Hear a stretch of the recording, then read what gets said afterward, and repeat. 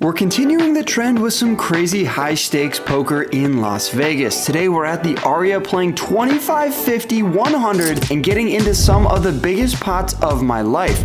We get into two $30,000 all-in pots tonight and plenty of other massive pots as well. Getting right into the first hand, we look down at my favorite hand, pocket sevens, and Chino Ream is in the $100 straddle. I'm gonna get $400 to go, a standard 4X open. I expect people to be calling their straddles and blinds pretty liberally here, so I decided to go 400 instead of the normal 300. Bruno in the small blind comes in for a 3-bet and decides to make it $1,400. Chino ends up folding and the action's back over to me. I obviously defend with my favorite hand. It's just not a hand I'm ever gonna be folding to a 3-bet, so I put in the call and we flop ourselves second pair on a 9-4 deuce rainbow board. Bruno bets out here very small. I'd expect him to do that on this very dry board. $800 is the price for me to call, which I do with my second pair. I'm still beating all of his ace, king, and queen high type of hands. So when I put in the call and the turn comes the 3 of diamonds, really shouldn't change too much unless he has a hand like 5-6 suited, or of course ace 5 suited makes a lot of sense. When he checks, the action's on me, and I decide to take some of my showdown value here and not bloat the size of the pot. I decide to check behind here and see what he does on the worst river card, the queen of diamonds. Now all of his diamond flush draws are complete. He has a flush. Additionally, hands like queen jack, king queen, and ace queen all have me beat. So when he bets out large here into the $4,600 pot, I'm put into a tough spot. There's $8,100 now in the middle after his $3,500 bet. I have a bluff catcher with the 7 of diamonds. Is very important to note because I do block some flushes like 7-8 suited, 7-6 suited,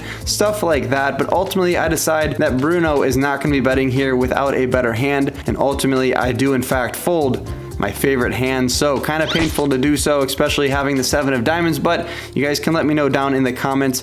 I think that's a pretty decent fold. Did you know that Club WPT Gold is now live and available in 46 states in the US? Sign up now using code WOLFGANG and you could be at the tables in minutes, playing our gold coin free poker games or sweeps coins games for splashy cash game action and big tournament prizes. Don't miss out, hit the link to use my code and let's chase that gold together. See you on the tables. Right, moving right along, the $100 straddle is not out in this hand. There's an open to 200. I'm gonna come in for a 3-bet and I decide to get zesty here for 575. Not really sure why I didn't just toss out 6 black chips and be done with it, but 575, putting a little bit of personality on it. And of course, we're gonna get 4-bet here from Bruno. He wants to get some more chips from me. Obviously, he's trying to isolate me in position here. When I pick up pocket aces, Bruno, it's gonna be hard for you to get a lot of chips. I decide not to 5-bet. That would be very, very strong. I decide just to call. Out of position is not great, but we see ourselves to a decent flop, which comes queen 3 deuce rainbow. 3,500 in the middle, and the action goes check, bet, call. I decide to call here instead of going for a raise. Just putting in the 1K here seems like the right move, and we're off the turn, which comes the jack of clubs. All in all, not the best card in the deck. Jacks will be in his range a good portion of the time. I don't really think queen jack suited or offsuit is going to be in his wheelhouse here when he comes in for a cold 4-bet, but you never know. This is a fun game here. Table 1 at the Aria, invite only, and even though I don't know Bruno, he was obviously invited for a reason. And surprisingly, the action goes check, check. The river card comes an inconsequential 5 of diamonds. It's 5,500 in the middle and a little bit left in my stack. So weird spot here where the action checked through on the turn. There's 5,500, I have 4,100, so obviously less than the size of the pot. I want to get value here versus hands like ace queen, king queen, queen 10, pocket kings, maybe even a ace jack type of hand that thinks I have ace king here and going for a bluff. So if I had any bluffs here, which side note to Bruno, I probably don't have too many, I'm gonna go all in. I want to do that with my bluffs, just like I would with my made hands like pocket aces. I don't think this is a punt here because even though he's going to show up with queens and jacks, occasionally maybe ace 4 of clubs, I also think I'm going to get called a lot by hands that I have beat. So when I rip it all in, we get snap called, which is not great news. And when he turns over the jiggities, pocket jacks here. I don't like this guy very much. I've played 2 hands here at table 1 at the Aria, both against Bruno, and it's safe to say that he has my number. Losing your stack is never great news, but more so when you're taking a shot in a pretty big game here, 25.50 with the $100 straddle.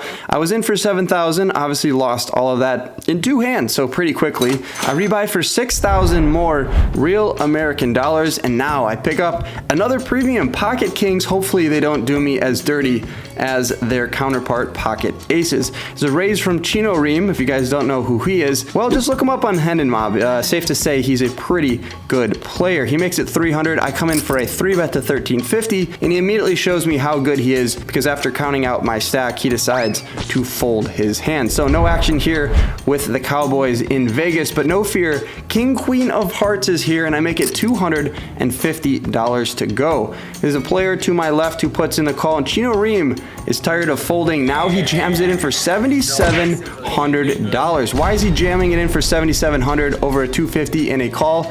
Well, we are playing the stand-up game to the tune of $300 a pop. So if you are the last person to win a hand at this table, you're gonna owe out a pretty penny. He makes it $7,700 to go, and Randy 3Coin, the legend, he needs no introduction, puts in the cold call for $7,700. Actions on me. I only have $38.75 left of my 6K rebuy, so of course it's going into the middle here with my knit button still in front of me. Nobody shows their cards. We're going off to a flop 3 ways, which comes pretty good for my hand, Queen Deuce Deuce. Of course, I have no idea if they have a hand like pocket kings or aces, or even ace queen suited or unsuited, but flopping top pair is pretty great. The turn comes the 8 of diamonds, followed by the 4 of diamonds. Randy turns over ace jack offsuit, had me smoked pre-flop until I flop that queen. I turn over my cards, and you can see Chino Ream mucks his cards, puts his face in his hands. That is a great sign for us. A 20K pot is coming over my way. Well, actually a little bit less, because we only shoved for around $4,000, so still a 12K pot coming over our way. And all it took for us to finally win a hand in this session is for us to get our money in bad in a high leverage spot like the knit game. Okay, I raised to 250 now, a call from Chino, actions on me. I have ace jack of diamonds, a pretty great spot to come in for a squeeze, and I make it $1,200 to go. Both players put in the call. They want some of these Wolfgang dollars, and the flop comes pretty hard for them to get any more money from me. Ace king jack with 2 hearts. We have top and bottom pair. It's a $3,700 pot, and the actions on me. I fire out for $1,000, and only Chino Ream puts in the call. On the 7 of hearts turn, I have a decision between betting and checking. Having top and bottom pair is a good hand, but at the same time it's very vulnerable. Chino could easily have a hand that contains the ace or queen of hearts. I don't want him to get there without me firing out a bet for $2,100, and he makes a pretty quick fold. For some reason he wants to see the river, which comes a 7 of diamonds. Go back. And he screams in displeasure because he had a 7 in his hand. He would have rivered trips, so great bet by me there on the turn. Seemed like a pretty standard spot to do it, but if I ever got tricky and found a check, well, this $7,800 pot is going over to Chino. All right, if you guys have been wondering where Randy 3Coin has been in this video, it's been a few hands since you last saw him. Well, here is the hand for you. There's a straddle to 100, a raise from Randy, and I 3-bet him to 900 with the beautiful ace king of diamonds. Player to my left puts in the call, and Randy 4-bets now to $2,300. All right, this could be a good candidate to put in the 5-bet, or we could smooth call and expect the player to my left to call as well. By 5-bet here, well, alarm bells are going to go off for both opponents, but Randy 4-betting is already a very strong play. So are we trying to play for stacks here? I have 14,000 in my stack. Are we just going to play a monster pot here? Well, let's see if we can hit the flop a little bit first. I don't want to just flip for $30,000 against Randy, who would easily put it in with a hand like pocket 5s. I'd much prefer to have a hand like 10s or jacks. That way I know I'm smoking him a good portion of the time when he does in fact have those pocket pairs. So in light of not wanting to flip for 30 grand, basically a brand new car in this economy,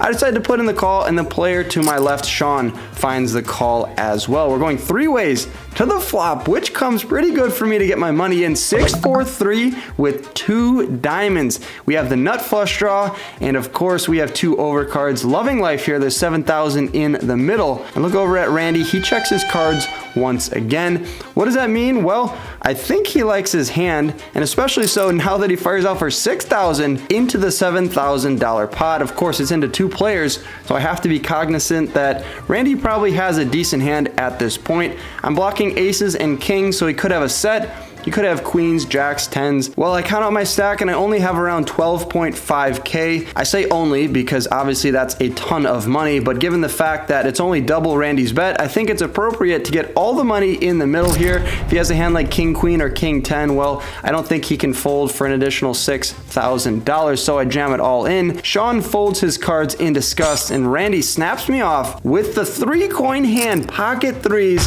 the crabs, bottom set, and we are in a flip situation here in a $32,000 pot, kind of what I was trying to avoid. But when I see that kind of flop with my exact hand, well, the money just has to go in. $32,000. Randy asked me how many times I want to run it. I've kind of made a point to myself in the next few months that I want to run things one time. It's way better for the vlog, less anticlimactic when we end up chopping a large pot. You guys want to see some pain or all the glory. The turn comes a red card, but it's the 8 of hearts, and the river card, another red card, but not the one we wanted to see, the deuce of hearts. I don't believe it. You're still about 100,000 up. Yeah. Of course, we don't have a straight. Ace, deuce, 3, 4 does not constitute one. So Randy is taking in a massive $32,000 pot, and look how excited he is. He's so good for poker, and even though I'm losing a massive pot, I know I'm gonna have my chances to get it back.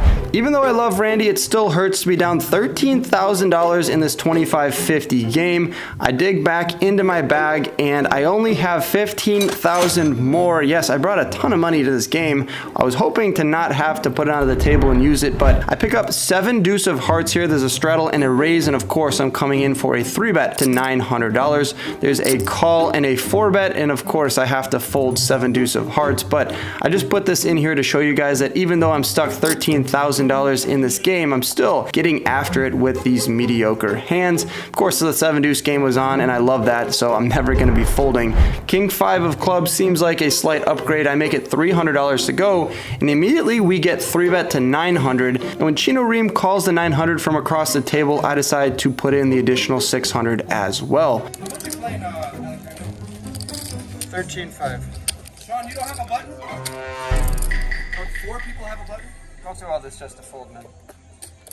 Alright, fine, dude. I was gonna fold, but then you just talked me into making a bad call. God damn it. With nearly 2,900 in the middle, a 10-3 deuce rainbow board is what we're going to be playing with here. The action checks over to Sean, who checks behind, bringing in the queen of clubs on the turn, a pretty interesting card. Of course, I pick up the king high flush draw, so when the action checks over to Sean once again and he fires out for $1,500 and Chino folds his cards, I think I have 2 options here. I could either call and try to realize my equity, or I could check raise here and try to put all of his pocket pairs, ace 10, jack 10 type of hands in a tough spot. I think in the long run, check raising here makes the most amount of sense because I don't have a made hand. If I have a flush draw plus a pair, I think calling makes more sense because if the action goes check check on the river on a brick, we could win at showdown. So of course I choose the worst of the 2 options and just put in the call, but we might have got bailed out on the king of diamonds river. It's not a club like we wanted to see, but I also forgot that I could spike a top pair on the river. There's 5,800 in the middle, and now in case Sean has a queen or a 10, I want to bet out small here and try to get value. I think there's a high chance he checks behind here when an overcard comes on the river. So I announce 1555. But because we're playing 25-50, it's only going to be 15-50. And before I could even put my chips in the middle, Sean snap calls me. I turn over the king 5 and he looks disgusted. How did I get there? Well, Sean, I had the king high flush draw. And finally, we are getting some momentum. I was stuck $13,000, but this is some much needed reinforcement. My stack is now up to 19,000. All right, funny hand developing here. I make it $300, and Sean and Bruno both put in the call. The flush flop comes king, king, jack, bang. We flop 3 of a kind, and I bet out small here for $200. The logic is I have trips, so I want to get some value, but I don't really think players have that much going on this board. I have the 10 of clubs in my hand, so I block hands like queen 10. There are some flush draws available, but other than that, I'm either way ahead or way behind versus a king or king jack, of course. Only Bruno puts in the call, and the turn comes the 3 of clubs. I bet out small again here, trying to just get a little bit of value versus hands like pocket 9s, pocket 8s, jack 10, queen jack, and Bruno calls once again. When the river card comes a board pairing 3 of diamonds and now have a full house, kings full of 3s, and I decide to get tricky and check. If he has a flush, he might go for a small bet here, and I could check raise him. If he has a jack, well, he's probably not calling a bet anyways, so I might as well give him some rope and try to bet it himself. And Bruno fires out here for around 2/3 the size of the pot for $1,100. Having a full house, I'm only losing to king jack and pocket 3s. The last bet was $1,100, and I don't think Bruno is going to call much more than that. In fact, I don't really think he's going to call this raise too often in general, so I go super small, and Sashimi calls it perfectly. It's a min raise to $2,200. Bruno looks disgusted. A min raise is usually never a bluff.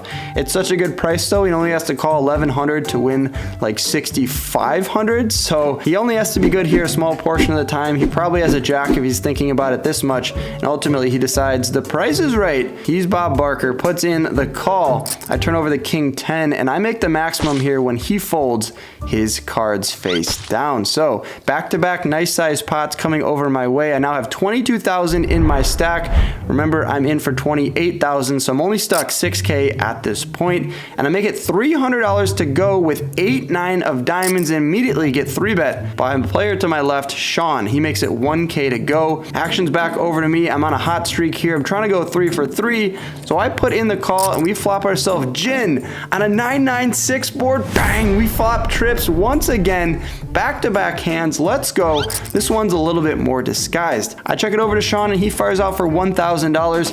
I'm hoping and praying he has a hand like 10s, jacks, queens, kings, even aces would be a miracle here. This is a session-saving hand if somehow we can get more money in the middle. I don't want to set off any alarm bells. I'm just going to call here like I would with hands like pocket 7s, pocket 5s. So I find the call here. The pot has ballooned up to 4,300, and the queen of hearts peels off on the turn. It's a pretty good card because now hands like king queen, ace queen have caught up here and can confidently go for a value bet. So sure enough, Sean fires out for $3,500, utilizing some of those purple $500 chips, and of course that beautiful banana colored 1K chip. $3,500 in the middle, and at this point I'm pretty sure this pot is mine. So the decision is here. I have a lot of money behind. I have Sean covered, and I want to get more money in the middle. If I just call here, the river could be a scare card. I check it over to Sean, and he checks behind. We definitely don't want to see that, so I decided to check raise him small here to 7,500. It's just a hair over a min click to 7,000.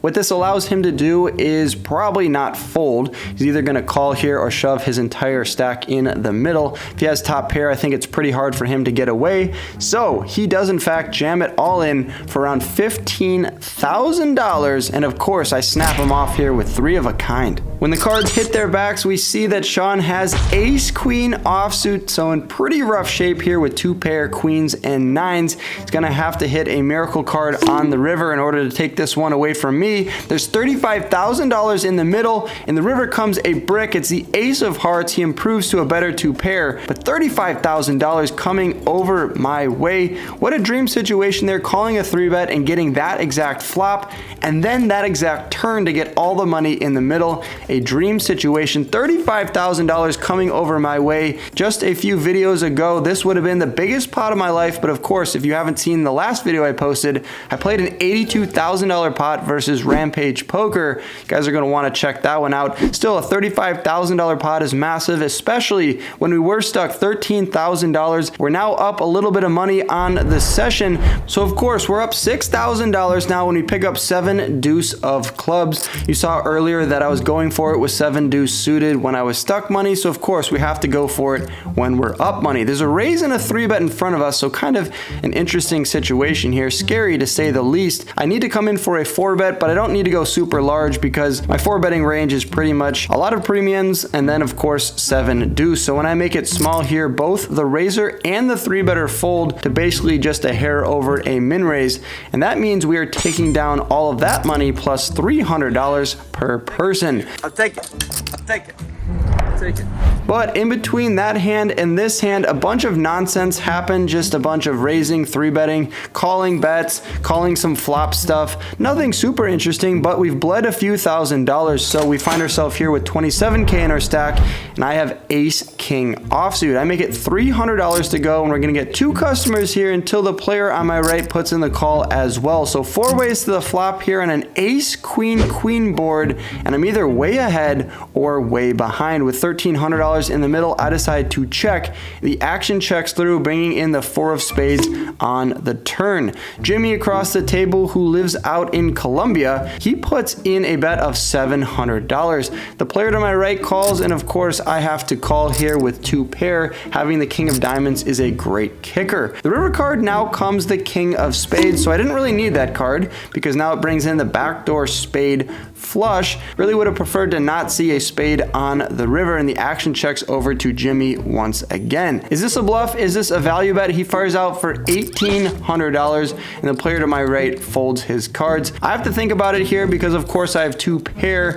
Is he really value betting a hand that I have beat? So ultimately I make a very disciplined fold here. It's hard to do so when you have a premium hand, but I was going 4 ways. The likelihood of Jimmy having a queen here is pretty high. I fold my cards and he folds his. We don't get to see until he realizes I'm filming a vlog and graciously turns over the queen of hearts. So you guys cannot roast me down in the comments for folding a very good hand.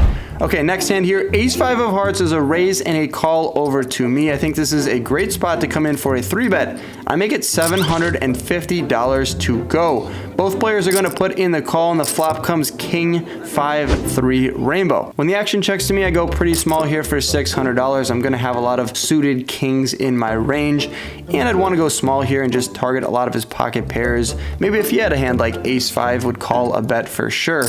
Both players put in the call, and the turn comes the 4 of diamonds. When the action checks over to me for a second time, there's of course 3 players in the hand. I think I can now get hands to fold like pocket 7s, 8s, 9s. I'm only really going to get called by those straights, maybe some random sets or 2 pair like 5-4 suited, and of course a king. So I think there's merit in going for a bet here. Only Malcolm puts in the call. He's traveled all the way from down under Australia to play in this exact game. He's probably a pretty good player. He calls me here on the turn, and the pot has ballooned up to $8,400. The river now comes a 7 of clubs, and that really shouldn't change too much. He checks it over to me. I think the bluff is up here. I have some showdown value. I beat some of those ace high hands, so I'm really glad to know that I didn't go for a bet there, because he turns over 6-7 of diamonds, floats me on the flop there with a gutter, no backdoor diamond draw, banks it on the turn, just calls instead of check raising, and then check on the river, saves me some money. $8,400 going over Malcolm's way. Not great to end the session here with an L, but I could have lost another $5,000 if I got greedy there and tried to pick up that last pot. So how do we do in this massive session? Well, it was 25, 50, 100. We got in for 7,000, rebought for 6,000, rebought for 15,000. So all in all, in for 28,000. End up getting out for 21,740 after a few bad hands there to end the night. A net loss of 62.60 in a bunch of hours of play. Of course, I still had a bunch of fun playing those last few hands against some pretty good opponents. If you guys liked this video and you haven't seen my $82,000 pot versus Rampage, the last video I posted, well, that's up on your screen right now along with another banger of a video. Good luck on the felt, you guys. I'll catch you very soon in another video. Peace. And remember to sign up on Club WPT Gold using promo code Wolfgang to get in on the action and make some money for yourselves. Use code Wolfgang to be eligible for a share of all my profits.